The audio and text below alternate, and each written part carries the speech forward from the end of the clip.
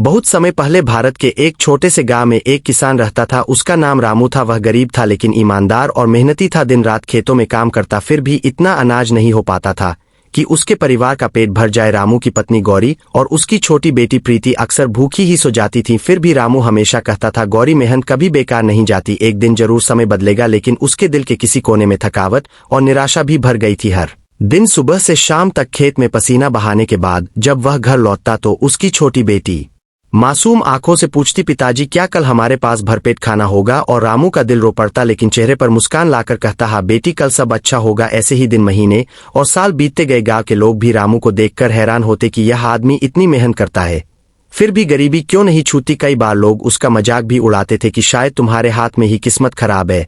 मगर रामू अपने दिल में विश्वास रखता था कि भगवान मेहनत का फल जरूर देंगे। एक दिन शाम को जब सूरज ढल रहा था और आसमान में लालिमा छा रही थी, रामू खेत में हल चला रहा था। उसके हाथों में छाले पड़ चुके थे और शरीर पसीने से भीग चुका था। थककर वह पास के पुराने पीपल के पेड़ के नीचे बैठ गया और आसमान की ओर देखते हुए बुदबुदाया, है भगवान, आखिर मेरी इतनी मेहनत का फल मुझे क्यों नहीं मिलता? क्या मैं हमेशा ऐसे ही गरीबी में जीऊंगा? जैसे ही उसने यह कहा, अचानक उसके सामने एक तेज चमकदार रोशनी प्रकट हुई। पहले तो रामू घबरा गया, उसने आंखों को ढक लिया। धीरे धीरे जब उसने देखा तो वह रोशनी एक सुंदर परी में बदल चुकी थी। परी के पंख मोती जैसे चमक रहे थे, हाथ में सुनहरी छड़ी थी और चेहरे पर कोमल मुस्कान थी। रामू ने घबराकर पूछा, आप कौन है?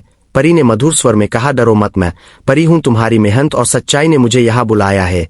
मैं तुम्हें एक वरदान देने आई हूँ। रामू आश्चर्य से बोला, वरदान? लेकिन मैं तो बस एक गरीब किसान हूँ, मेरे लिए कौन सा वरदान? परी बोली, तुम्हें जो चाहिए मांग लो, धन दौलत सोना चांदी या कुछ और, मैं सब दे सकती हूँ।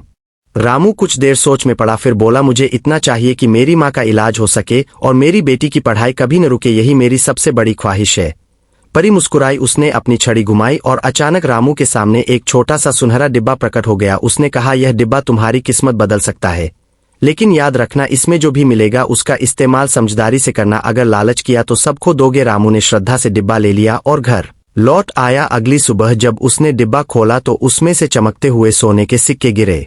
उसकी आंखें खुशी से चमक उठीं। वह दौड़कर अपनी पत्नी और बेटी को बुलाने गया, देखो गौरी, भगवान ने हमारी सुन ली, अब माँ का इलाज होगा और प्रीति पढ़ाई कर पाएगी। रामू ने सिक्कों से माँ का इलाज करवाया, बेटी को अच्छे स्कूल में दाखिला दिलाया और घर की हालत भी सुधार ली। धीरे धीरे रामू गांव में सम्मानित इंसान बन गया, लोग उसकी इज्जत करने लगे। लेकिन कहानी यही खत्म नहीं हुई। गांव के कुछ लोग उसकी तरक्की देखकर जलने लगे। वे आपस में बातें करने लगे, कल तक तो यह रामू गरीब था, अचानक इतना अमीर कैसे हो गया? जरूर कोई राज है। एक दिन उन्होंने रामू का पीछा किया और देखा कि उसके पास एक सुनहरा डिब्बा है जिसे खोलने पर चमत्कार होता है। उन्होंने सोचा, अगर यह डिब्बा हमारे पास आ जाए तो हम भी अमीर हो जाएंगे। एक रात वे चुपके से रामू के घर घुसे और डिब्बा चुरा ले गए। उन्होंने सोचा, जैसे ही खोलेंगे ढेर सारा सोना निकलेगा। लेकिन जैसे ही उन्होंने डिब्बा खोला, उसमें से अचानक आग की लपटें और धुएं का गुबार निकला। सब लोग चीखते हुए भाग खड़े हुए। रामू ने यह सब देखा और डर गया। उसने तुरंत परी को पुकारा, परी माँ, मेरी मदद करो। अचानक वही चमकदार रोशनी आई और परी प्रकट हुई। उसने गंभीर स्वर में कहा, मैंने तुम्हें चेतावनी दी थी, यह डिब्बा सिर्फ नेकदिल इंसान के लिए है, लालच करने वालों को यह विनाश दिखाता है। तुम्हें चिंता करने की जरूरत नहीं, तुम्हारा वरदान हमेशा सुरक्षित रहेगा। लेकिन याद रखो, असली ताकत तुम्हारे दिल की सच्चाई और हाथों की मेहनत में है। यह डिब्बा सिर्फ एक साधन था। रामू ने सिर झुकाकर कहा, परी माँ, मैं समझ गया, अब कभी इस डिब्बे पर निर्भर नहीं रहूंगा। मेरी असली पूंजी मेरी मेहनत और आत्मविश्वास है। परी मुस्कुराई और गायब हो गई। उस दिन के बाद रामू ने डिब्बा इस्तेमाल करना छोड़ दिया। उसने खेतों में और मेहनत शुरू की। सुबह सूरज उगने से पहले वह खेत में पहुंच जाता, नए बीज बोता, नए तरीके अपनाता और गांव वालों को भी मेहनत करने के लिए प्रेरित करता। धीरे धीरे उसके खेत हरे भरे होने लगे और अनाज सोने की तरह चमकने लगा। अब रामू सिर्फ अपने परिवार के लिए ही नहीं बल्कि पूरे गांव के लिए प्रेरणा बन गया। गांव के लोग कहते थे, देखो रामू की किस्मत परी के डिब्बे से नहीं बल्कि उसकी मेहनत से बदली है। रामू अब जरूरतमंदों की भी मदद करने लगा। उसने अनाज गरीबों में बांटना शुरू किया, गांव के बच्चों को पढ़ाई के लिए किताबें दी। लोग उसे देखकर कहते थे, यह है असली दौलत। जब इंसान मेहनत और ईमानदारी से जीता है तो दुनिया भी उसकी मदद करती है।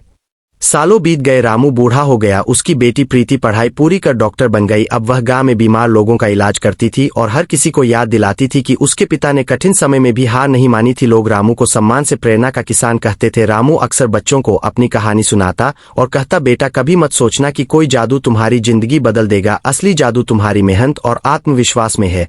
मेहनत करते रहो तो किस्मत खुद तुम्हारे कदम चूमेगी। यह कहानी हमें सिखाती है कि मेहनत और ईमानदारी सबसे बड़ा वरदान है। लालच हमेशा बर्बादी की ओर ले जाता है, आत्मविश्वास और धैर्य से ही सपनों को साकार किया जा सकता है और असली जादू किसी परी में नहीं बल्कि इंसान की लगन और परिश्रम में छिपा है।